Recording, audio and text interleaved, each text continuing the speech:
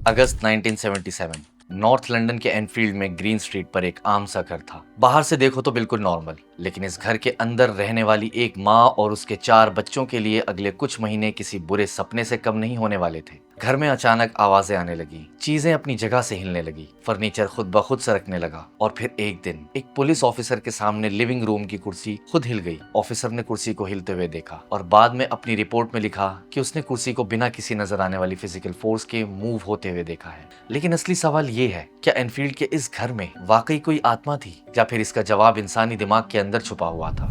आज हम इस पूरी कहानी को सिर्फ पैरानॉर्मल नजरिए से नहीं, बल्कि साइकोलॉजी, साइंस और इंसानी बर्ताव के नजरिए से समझेंगे और आखिर में जानेंगे एनफील्ड में असल में हुआ क्या था। 1977 में पेगी हॉडसन अपने 4 बच्चों के साथ एनफील्ड के एक घर में रहती थी। एक सिंगल माँ, घर में पैसे और जिंदगी की अपनी परेशानियां। और फिर एक रात घर में अजीब आवाजें आनी शुरू हुई। पहले चीजें छोटी थी, जैसे लेगो के टुकड़े अपनी जगह से हिलना, नॉक करने की आवाजें और घर के अंदर किसी अनजान चीज की मौजूदगी का एहसास। लेकिन धीरे धीरे घटनाएं बदलती गई। फर्नीचर हिलने लगा, दीवारों से आवाजें आने लगी और घर का माहौल इतना डरावना हो गया कि पेगी ने पुलिस को फोन कर दिया। यहीं से कहानी एक नई तरफ मुड़ती है। जब इंसान को लगता है कि उसके आसपास कोई खतरा है, तो दिमाग तुरंत खौफ और सावधानी की हालत में चला जाता है। इसे हम आमतौर पर फाइट और फ्लाइट रिस्पॉन्स कहते हैं। दिमाग हर छोटी छोटी आवाज को ज्यादा मायने देने लगता है। रात में पाइप की आवाज, लकड़ी का सिकुड़ना, हवा से खिड़की का हिलना या घर के अंदर किसी चीज का हल्का सा गिरना नॉर्मल हालात में हम शायद इग्नोर कर दें, लेकिन अगर पहले से दिमाग में ये सोच आ चुकी हो कि घर में कुछ अजीब है, तो वही आवाज हमें बहुत ज्यादा डरावनी लगने लगती है। साइकोलॉजी में इसे उम्मीद का असर समझा जा सकता है। दिमाग वही चीज ज्यादा नोटिस करता है जिसके होने की वो पहले से उम्मीद कर रहा होता है। और एनफील्ड के केस में शायद यही पहला चक्कर शुरू हुआ। पेगी ने पुलिस को बुलाया। पुलिस ऑफिसर घर के अंदर आए और तभी लिविंग रूम में रखी एक कुर्सी अपने आप सरकने लगी। पुलिस ने आसपास देखा, कोई रस्सी नहीं, कोई तार नहीं, कोई इंसान कुर्सी को धक्का देता हुआ नजर नहीं आया। यह बात अजीब थी, क्योंकि अब यह सिर्फ परिवार का दावा नहीं था, एक पुलिस ऑफिसर भी इस घटना का गवाह था। और यही वो पल था जहां एनफील्ड की कहानी ने एक अलग रूप ले लिया। यहाँ एक बात समझना बहुत जरूरी है, गवाह होना और किसी घटना का वैज्ञानिक सबूत होना एक ही चीज नहीं है। एक इंसान जो देखता है वो सच में उसके लिए हो सकता है, लेकिन इंसानी नज़र हमेशा कैमरे की तरह काम करती है। हम जो देखते हैं उसकी याद भी दिमाग दोबारा बनाता है। इसलिए कई लोग एक ही घटना को अलग तरीके से याद कर सकते हैं। और अगर पहले से पैरानॉर्मल चीज़ों की बात चल रही हो, तो इंसान की व्याख्या उसी दिशा में जा सकती है। इसका मतलब ये नहीं है कि पुलिस ऑफिसर झूठ बोल रहा था, सिर्फ इतना कि मैंने देखा और इसका कारण पैरानॉर्मल था। दोनों अलग चीज़ें हैं। अब घटनाएं रुकने के बजाय और बढ़ने लगी। लेगो के टुकड़े, किताबें, पिलोज, फर्नीचर और दीवारों से आती नॉकिंग साउंड्स। कहा गया कि 30 से ज्यादा लोगों ने अलग अलग घटनाएं देखी। 17 लोगों ने अपने बयान भी दिए और घर सिर्फ एक परिवार की कहानी नहीं रहा। मीडिया को खबर मिली और जैसे जैसे कहानी बाहर निकली, एनफील्ड का घर एक मशहूर पैरानॉर्मल केस बन गया। यहाँ एक और दिलचस्प बात, यानी साइकोलॉजिकल असर सामने आता है। जब किसी घटना के बारे में लोग बार बार सुनते हैं, तो उस घटना की एक खास कहानी बनने लगती है। हर नया गवाह पहले की कहानी से प्रभावित हो सकता है। इसे सामूहिक प्रभाव कह सकते हैं। एक व्यक्ति कहता है यहाँ आवाज आई थी, दूसरा सुनता है यहाँ अजीब आवाज आती है, तीसरा वही जगह देखकर और ज्यादा सावधान हो जाता है, और फिर कोई छोटी सी आवाज भी उसको पैरानॉर्मल लग सकती है। इस तरह डर एक इंसान से दूसरे इंसान तक पहुंच सकता है और कहानी खुद में ही और मजबूत होती जाती है। इसी दौरान सोसाइटी फॉर साइकिकल रिसर्च से मॉरी ग्रॉस और गाय लियोन प्लेफेयर जैसे जांच करने वाले लोग इस घर में आए। उन्होंने काफी समय घर में बिताया और उनके मुताबिक हजारों अजीब घटनाएं दर्ज की गई। यहीं से एनफील्ड केस और भी मशहूर हो गया। लेकिन इन्वेस्टिगेटर्स के लिए सबसे अजीब चीज सिर्फ फर्नीचर का हिलना नहीं था, बल्कि पेगी की बेटी जेनेट का बर्ताव था। जेनेट की उम्र सिर्फ 11 साल थी। उसके साथ अजीब चीजें होने लगी। उसके मुताबिक उसे बिस्तर से फेंका जाता था, वो रात में घबरा जाती थी और उसका बर्ताव भी बदलने लगा। यहाँ साइकोलॉजी का एक बहुत इंपॉर्टेंट हिस्सा है। बच्चों का दिमाग उस टाइम डेवलपमेंट में होता है।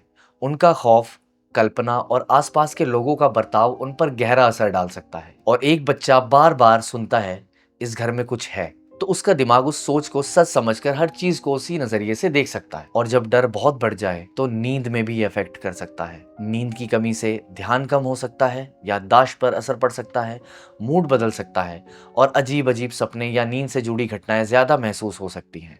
दिसंबर तक कहानी और भी अजीब हो गई। जेनेट एक गहरी आवाज में बात करने लगी और उसने दावा किया कि वो बिल विल्किंस नाम के एक आदमी की आत्मा है। उसके मुताबिक बिल विल्किंस इसी घर में रहता था और उसकी मौत इसी घर में कुर्सी पर बैठते हुए हुई थी। and I fell asleep and I died in a chair in the corner downstairs.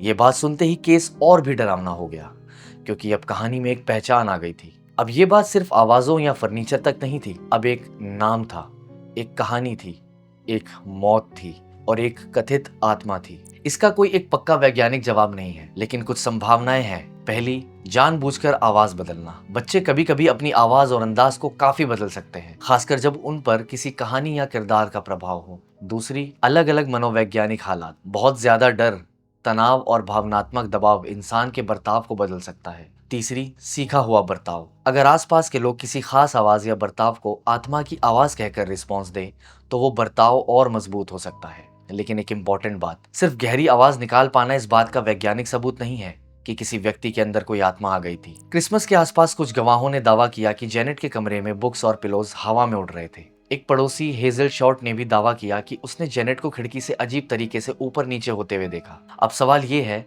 क्या ये सच में हवा में उठना था या फिर इसके पीछे कोई और वजह हो सकती थी? अगर किसी भी चीज के हवा में जाने का दावा किया जा रहा है, तो वैज्ञानिक जांच के लिए हमें कंट्रोल्ड कंडीशंस चाहिए।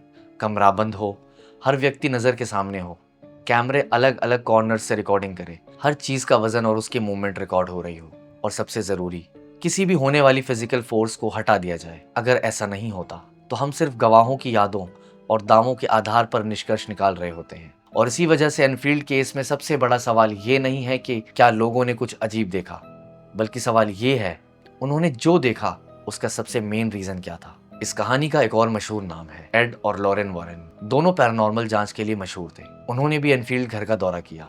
बाद में इस केस का संबंध फिल्म द कॉन्जरिंग 2 से जोड़ा गया। लेकिन यहाँ भी एक जरूरी फर्क समझना चाहिए। फिल्म एक कहानी को दर्शाने का माध्यम है। फिल्म का मकसद वैज्ञानिक सबूत देना नहीं होता। इसलिए फिल्म में जो दिखाया गया है उसे एनफील्ड की असली घटनाओं का पूरा रिकॉर्ड नहीं माना जा सकता। अब कहानी का दूसरा पक्ष देखते हैं। हर कोई नहीं मानता था कि घर में कोई पैरानॉर्मल चीज थी। कुछ लोगों का मानना था कि जेनेट और मार्गरेट कुछ घटनाओं को खुद पैदा कर रही है, यानी ये एक नाटक या मजाक हो सकता था, क्योंकि कुछ घटनाओं में बच्चों के शामिल होने के संकेत मिले थे। और बाद के कुछ सालों में जेनेट और मार्गरेट ने कहा था कि कुछ घटनाएं बढ़ा चढ़ाकर बताई गई थी। लेकिन जेनेट का कहना था कि ये सिर्फ छोटा सा हिस्सा था। उसका दावा था कि बाकी घटनाएं असली थी। और यही वजह है कि एनफील्ड केस आज भी बीच में अटका हुआ है। एक तरफ ये पैरानॉर्मल था, दूसरी तरफ ये बच्चों का नाटक था। लेकिन सच शायद दोनों के बीच कहीं हो सकता है। अगर कुछ घटनाएं जानबूझकर की गई हो, तो इसका मतलब ये नहीं कि हर घटना झूठी थी। हो सकता है कुछ इंसिडेंट्स प्रैंक हो, कुछ गलत समझे गए हो और कुछ याद में बदल गए हो, और कुछ ऐसे भी हो जिनका उस समय कोई तुरंत जवाब ना मिला हो। इंसानी दिमाग अक्सर खाली जगह को कहानी से भर देता है। जहां जवाब नहीं मिलता वहां हम कोई रीजन बना लेते हैं, और पैरानॉर्मल कहानियों में ये चीजें और भी मजबूत हो सकती है। एनफील्ड के सबसे दिलचस्प हिस्सा शायद यही है। सोचिए, एक घर, एक परिवार, बच्चों का डर, माँ का डर, पड़ोसियों की बातें, पुलिस की मौजूदगी, पैरानॉर्मल इन्वेस्टिगेटर्स, मीडिया और हर नए व्यक्ति के साथ कहानी का और फैलना। ये सब मिलकर एक ऐसा माहौल बना सकते हैं जहां लोग हर नई घटना को पहले से बनी कहानी के अंदर देखने लगे। इससे हम सामूहिक विश्वास और सामाजिक प्रभाव के रूप में समझ सकते हैं, और इसका साइकोलॉजिकल असर बहुत गहरा हो सकता है। जितना ज्यादा इंसान किसी खौफनाक चीज के बारे में सोचता है, उतना ही उसका दिमाग उससे जुड़े संकेतों को ढूंढने लगता है। आवाज, साया, हवा, दरवाजे की हरकत, फर्नीचर के मूवमेंट्स, सब कुछ एक ही कहानी का हिस्सा लगने लगता है। तो क्या साइंस हर चीज समझा सकती है? यहाँ सबसे ईमानदार जवाब है नहीं। साइंस का मतलब ये नहीं है कि हम हर अजीब घटना का तुरंत जवाब दे सकते हैं। साइंस का मतलब है जो दावा किया जा रहा है उसको जांचना, सबूत जमा करना, दूसरी संभावनाएं देखना, और जितने सबूत हो उतना ही निष्कर्ष निकालना। अगर किसी घटना का जवाब नहीं मिला तो इसका मतलब ये नहीं कि वो पैरानॉर्मल थी। बिल्कुल वैसे ही अगर किसी इंसिडेंट में प्रैंक या मजाक करने का शक है, तो इसका मतलब ये भी नहीं कि हर एक इंसिडेंट नकली था। हमें नहीं पता। एक वैज्ञानिक जवाब हो सकता है। तो एनफील्ड पोल्टरगेस्ट के केस में असल में क्या हुआ था? आज तक इसका कोई ऐसा वैज्ञानिक सबूत नहीं मिला जो ये साबित करे कि एनफील्ड के घर में कोई सुपरनैचुरल आत्मा मौजूद थी। लेकिन ये कहना भी आसान नहीं है कि हर एक घटना सिर्फ एक बच्चे का मजाक था। सबसे संभावित तस्वीर शायद कई चीजों का मिश्रण है। कुछ घटनाएं जानबूझकर की गई हो सकती हैं, कुछ घटनाएं गलत समझी गई हो सकती हैं, कुछ चीजें घर के आम कारणों से हुई हो सकती हैं, और कुछ घटनाओं ने शायद डर, उम्मीद, याददाश्त और सामूहिक विश्वास के कारण और बड़ा रूप ले लिया। और यही एनफील्ड की असली दिलचस्प बात है, क्योंकि कभी कभी सबसे डरावनी चीज भूत नहीं होता। कभी कभी हमारा अपना दिमाग एक अधूरी घटना को एक पूरी कहानी बना देता है, और जब एक पूरा घर उस कहानी पर विश्वास करने लगे तो हर आवाज एक संकेत बन सकती है, हर मूवमेंट एक रहस्य और हर दरवाजा एक सवाल। तो आपका क्या मानना है? एनफील्ड में कोई पैरानॉर्मल ताकत थी, या फिर इंसानी दिमाग, डर और कुछ जानबूझकर की गई हरकतों ने मिलकर दुनिया के सबसे मशहूर भूतिया केसेस में से एक बना दिया? फैसला आप कीजिए।